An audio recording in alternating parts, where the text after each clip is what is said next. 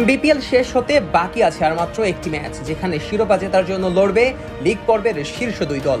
একদিকে আছে বর্তমান চ্যাম্পিয়ন ফরচুন বরিশাল, আর অন্যদিকে প্রায় এক যুগ পর বিপিএল এর মঞ্চে ফেরত আসা চিটাগাং কিংস। এই দুই দলের মধ্যে কাদের ভাগ্যে জুটবে শিরোপা, এই প্রশ্ন যেমন ঘুরপাক খাচ্ছে ক্রিকেট পাড়ায়, তেমনি টুর্নামেন্টের সেরা ক্রিকেটার কে হবেন সেটাও অনেকের মনে প্রশ্ন জেগেছে।